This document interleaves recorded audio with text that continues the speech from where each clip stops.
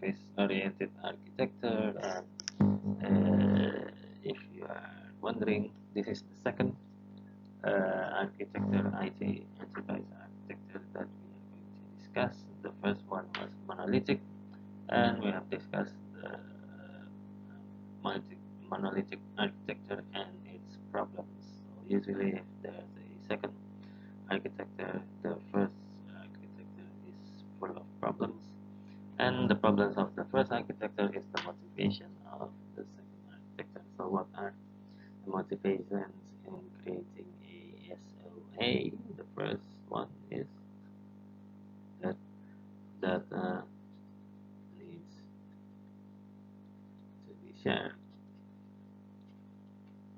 So in the last video, if you were watching, we had a HR, human resource application, and we had a purchasing architecture, and because both of them are monolithic, both of them can communicate. It means that the data in the HR application cannot be shared to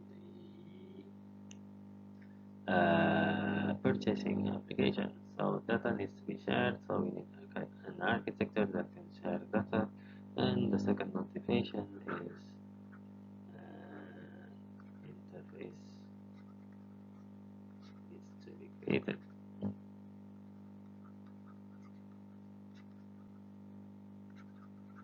So how do you share data with another application? You need to create an interface.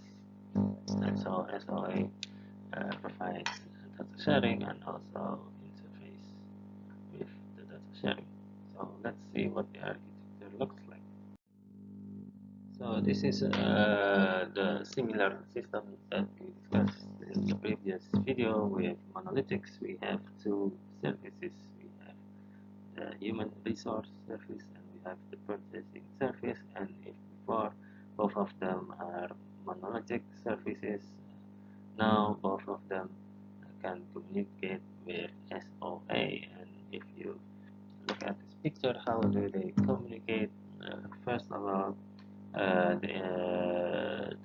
the services here can communicate with each other using SOAP. Here you can see both of them have SOAP. And what is SOAP? SOAP is a kind of interface. This is an interface, and this makes the system able to communicate with other systems,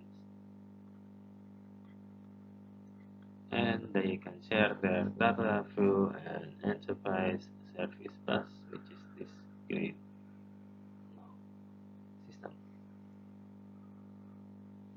So here they share their data,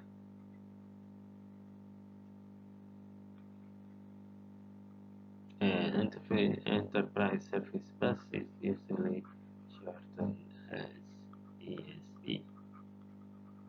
So here user interface can use both the HR service and also the purchasing service, and the two services are connected, and that's how SOA works.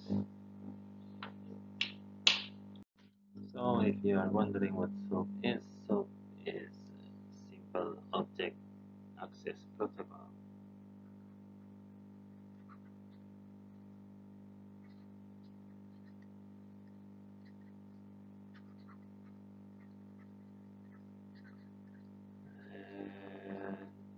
As you can see in the picture, it is a protocol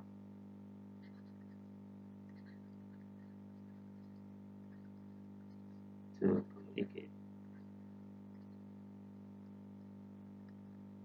and it uses XML.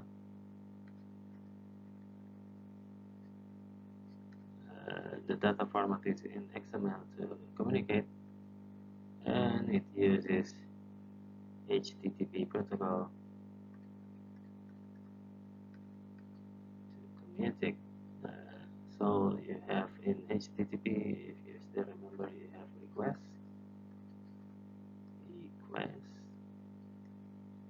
to receive data and to ask for data and response.